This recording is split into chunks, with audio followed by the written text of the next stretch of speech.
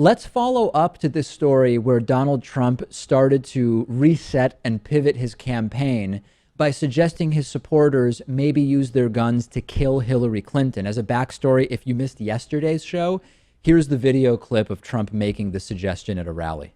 Hillary wants to essentially abolish the Second Amendment. By the way, and if she gets to pick, if she gets to pick her judges, nothing you can do, folks. Although the Second Amendment people, maybe there is, I don't know. But I'll tell you what, that will be a horrible day. A couple updates on this. Number one, there was that guy in the red shirt behind Trump during that speech that I pointed out yesterday who seemed shocked or to be loving it. CNN actually interviewed him and he said, oh, I'm voting Trump. So he clearly was not so disgusted with that suggestion that he's not voting Trump. That's number one. Number two, yesterday I said, imagine being in the Secret Service, right? You're non-political organization. You're there to protect the candidates. And one candidate says something that could endanger the other candidate. What do?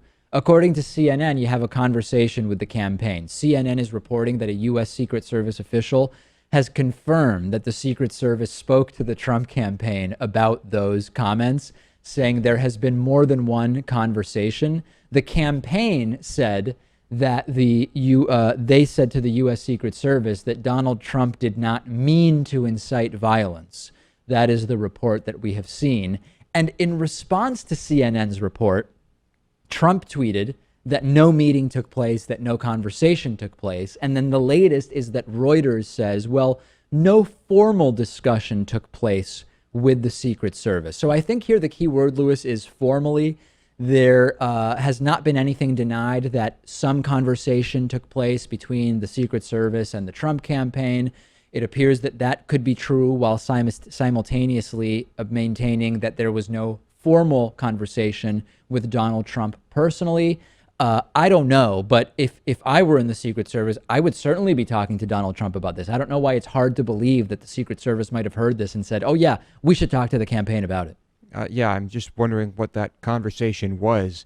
I'm pretty sure that no one is actually threatened by Donald Trump himself. I mean, no one in the Secret Service thinks Donald Trump is going to go on a shooting rampage. No. But it was probably just something along the lines of, just don't say things like that. Right. Yeah, just stop. We know that there are constantly death threats against political candidates, against elected officials, etc. And part of what these agencies like the Secret Service have to do is evaluate what is a credible threat and what isn't.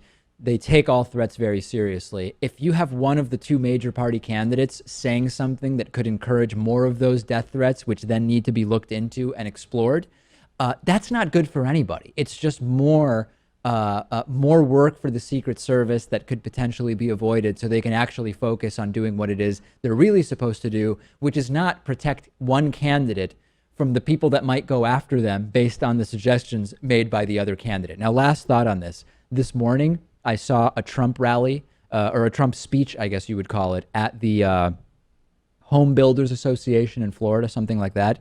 He seemed very, very low energy. I know that's what he would call Jeb Bush during the campaign.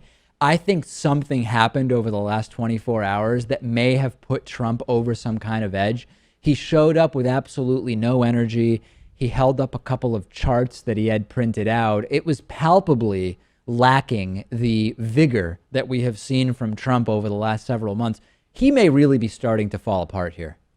This is a taxing schedule. I'm sure it's possible that he was just exceptionally tired that day, or this is what Donald Trump is normally like, and every other time he's on some type of powerful stimulant.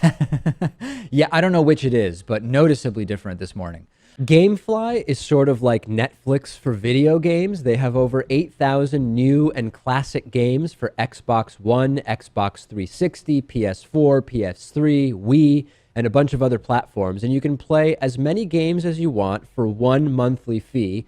And if you find some games you want to keep, you can buy them for a low used price. There's never any due dates or late fees. And our audience can get a free 30-day trial at gameflyoffer.com/TDPS. The The games are shipped directly to you with return envelopes included. There's no contracts, and you can rent games through the mobile app.